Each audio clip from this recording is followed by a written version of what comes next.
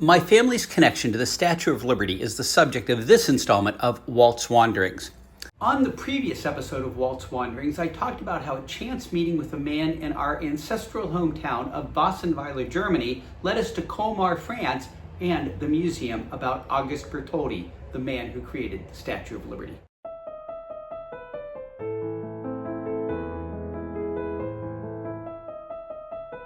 The man, Ernst, is the unofficial historian of Wasenweiler.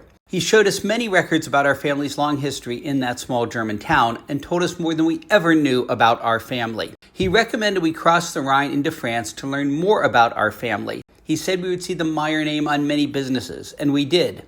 We also learned that for a long time, a man named Gilbert Meyer was the mayor of Colmar. Gilbert Meyer also happens to be the name of my father and brother. We went to the museum about the sculptor Frederick August Bertholdi, and there we learned about his life and art and the creation of his most famous work, the Statue of Liberty. And we learned that the noted sculptor's grandmother was a woman named Maria Dorothee Meyer, apparently also from our family. So that would make Frederick Auguste Bertholdi a distant cousin of ours. It was an amazing discovery that capped off so many other things we learned about our family from Ernst, including that our first relative he could find, Adam Mayer, M-A-Y-E-R, arrived in Wasenweiler in 1603 from Switzerland, and his granddaughter married the first Meyer, M-E-Y-E-R, in our tree in 1628 in the oldest church in Wasenweiler. Ernst had records of these things. At the Bertholdi Museum, we also learned a great deal about the history of the Statue of Liberty. It was originally proposed in 1865, intended to commemorate the end of slavery in the United States. But raising money and getting the project moving took time. Early prototypes of the statue at the museum showed to have distinctly African features. But as the end of slavery slipped further into the past, the mock-ups show her face evolving into a sort of an ethnically neutral person. But even in her current incarnation that stands in New York Harbor, she still stands on the broken shackles of slavery. I had visited the statue a few times, and I had never noticed those chains. The next target date for the statue's completion was for the American centennial in 1876, and her tablet still bears the date, July 4th, 1776. The statue finally opened a decade later in 1886, after construction was delayed this time by the Franco-Prussian War and the refusal of the French government to pay for it. Bertholdi sold other works to help finance it, including a statue of Washington Lafayette that still stands in New York City, which he hoped would remind people of the long friendship between the United States and its first ally, France. A collection was taken up among the French people, and when it came time to build the pedestal, Bertholdi turned down offers from wealthy people to pay for the plinth. He said that since citizens of France had paid for the statue, the citizens of the United States should pay for its base. Publisher Joseph Pulitzer spearheaded the campaign, sort of a primitive GoFundMe. The statue was a gift from the people of France to the people of the United States. The poem by Emma Lazarus was added in 1903, welcoming immigrants during the height of waves of Europeans seeking a better life in America when they were thronging into New York, many arriving at Ellis Island, within sight of that sculpture, which was then still better known by its original name that Cousin Auguste gave it, Liberty Enlightening the World. The mission of the statue forever shifted from celebrating the end of slavery to welcoming immigrants, thanks to the addition of that poem.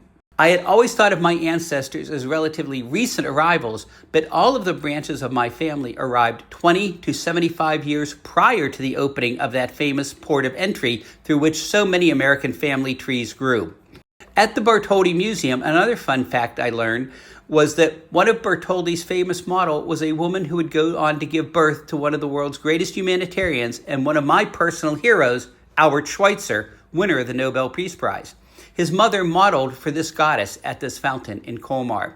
And I learned that during World War II, the German army occupying Colmar would go into the Bertholdi Museum and drag a statue into the street and smash it, or destroy some of Bertholdi's other works around town. The Nazis thought that the French should not have statues of past military leaders, which might give France ideas about resisting. So one night, the townspeople of Colmar broke into the museum and carried away all of the art. They hid these items in their attics, cellars, and barns, at great risk to themselves, knowing the Nazis would not treat kindly anyone who defied them. But they successfully hid Bertholdi's work, and when the war was over, returned all the art to the museum. My cousins and I also took the boat tour of the canals of Colmar, where we learned another fun World War II fact. The boatman told us the story as our boat glided under a bridge he called the American Bridge. As the Germans were retreating into France, they blew up as many bridges as they could to slow the advance of the Allies.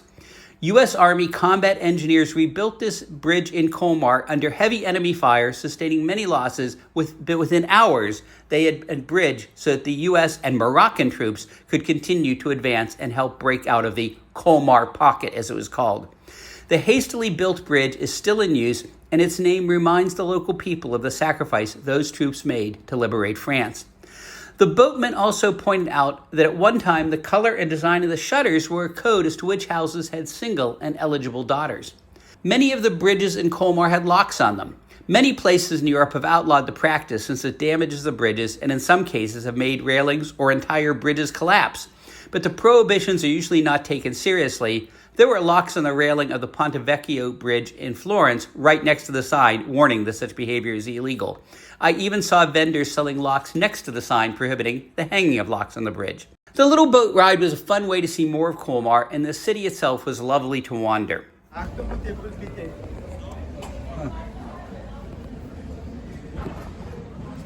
On the front, you can see electrical cable.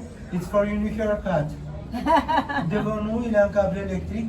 Si vous foncez via l'électrique câble, et c'est ce que vous allez Almost.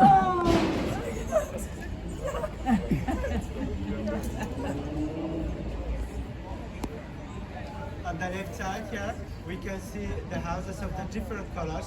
In the time here, and the people that know how to write and to read, the colors of the houses was the profession of the proprietor. For lunch, we went to the Covered Market, a famous marketplace, and I decided the English language needs a word for a cacophony of smells. None of the smells themselves were bad, but the scent of the flowers mixed with the cheeses, sausage, pastries, chocolate, and more, rather than whetting my appetite, actually made me a little ill. But that was a small inconvenience compared to the great day we had in Colmar and the amazing discovery we made about our family and the Statue of Liberty. Now I notice that statue, one of the most recognizable symbols on Earth, everywhere. Check out the next episode of Walt's Wanderings to see some of the many, many places I have seen the statue. Like and subscribe so you don't miss it.